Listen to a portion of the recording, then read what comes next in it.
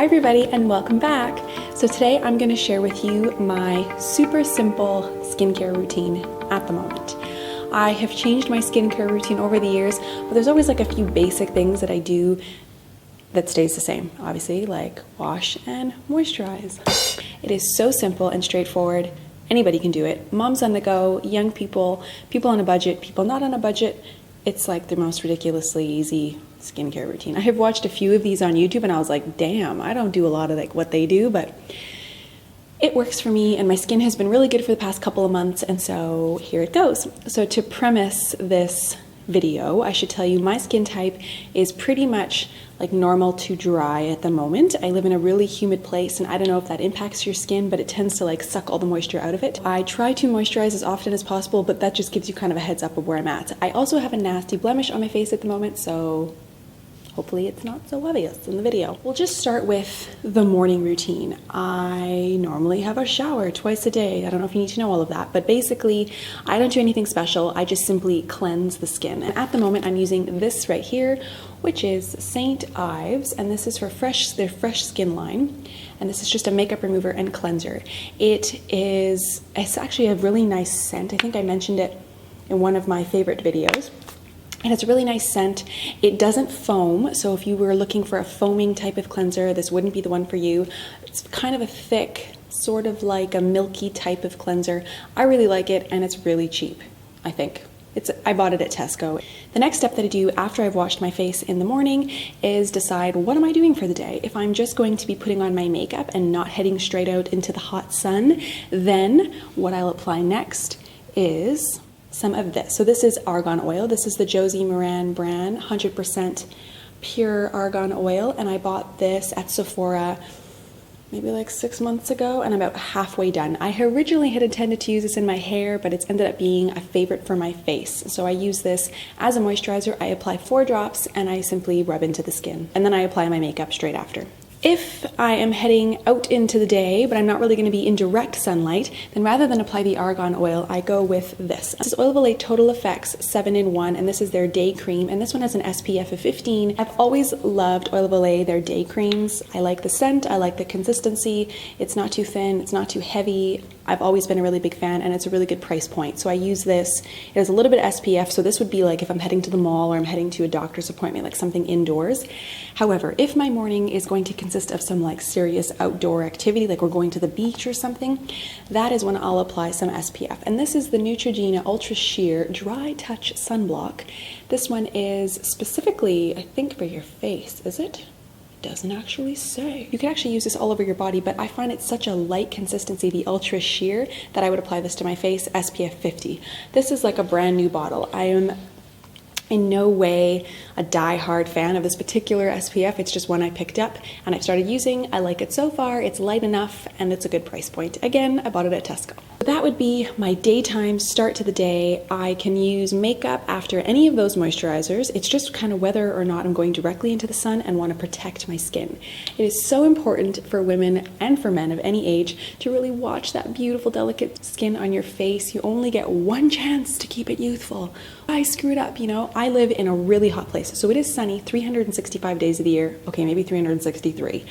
So unlike when I lived in Canada and it was summer and I'd like run outside to tan, that does not happen anymore because first of all, it gets old, that whole like tanning concept. And secondly, you want your skin to age gracefully. And I have seen some people, I will not mention any names, but I know some people who have just sunbathed way too much.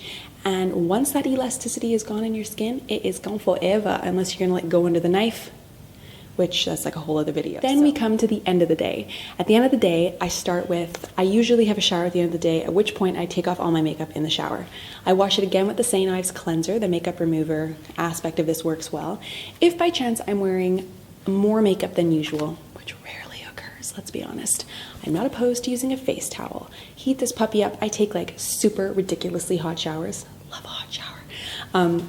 But I just get my face cloth in there and kind of just gently take off the excess makeup. Every other day I like to use a scrub. I've started using this one. This is the St. Ives Apricot scrub, and I've used this for ages. It's a ridiculously good price point. It smells lovely, and it's a scrub. So not high end. Again, I bought it at Tesco, and You just take a little bit, it's very gritty, as an exfoliator should be. And so like I said, every other day I just gently exfoliate the skin after cleansing. I feel like it just takes off any dead skin cells and leaves your skin feeling fresh. Then at least once a week, I like to do a face mask of some kind. I don't have time. I suppose I could make the time, but I don't really have time to just like do a face mask and hang out. So what I do is in the shower, once I've cleansed my skin, I just simply like pat my face dry, and then I've been applying this face mask. And this is from Origins, and this is their Clear Improvement line, their Active Charcoal Mask. And what I really like about this is it really feels like it's working. You apply it all over, and you just let it sit. It will dry and harden, which is always fun. It's kind of scary looking because it's totally gray. Actually, I just posted a picture to my Instagram like a week ago. So you apply this to the face, it will harden, and you, how long does it say? I don't know, I leave it on like throughout my shower, and then the very last step is I simply rinse it off. I again will grab my face towel and take off any excess gray, because the gray can like get into your hairline if you're not careful, or your eyebrows or whatever. After you use this, I do find like in certain parts, like around my nose or my forehead, it's like the skin is a little bit red, which in my opinion means it's working, and it does have like a tingly feeling. So it really works, that whatever charcoal is in it is doing its work, and I really feel like it purifies the skin after. And this one was 100 ringgit, so I did buy this a while back. It's like about 30 bucks. A little bit higher end, I like it.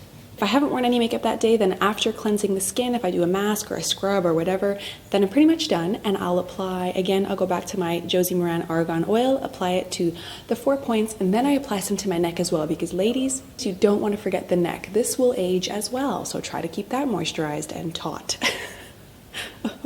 Aging. If I'm feeling fancy and I remember, then I apply this. I got as a sample gift with purchase or something, and this is the Bobbi Brown Extra Eye Repair Cream. It's very nice. I just spit everywhere. It's very nice, decent sized product. You let your finger sit there for a second till it heats up, and then you just pat onto the eye. It's a lovely product. I have no idea what the cost is of the actual product itself, so if it's very expensive, this might be my only chance to have it. So those are my moisturizing products. One final thing, if I have worn makeup for the day, I have used and loved many a makeup remover. I think my recent favorite was just the Lancome like waterproof makeup remover or whatever. It smells a little bit like roses, oddly enough. What is that noise?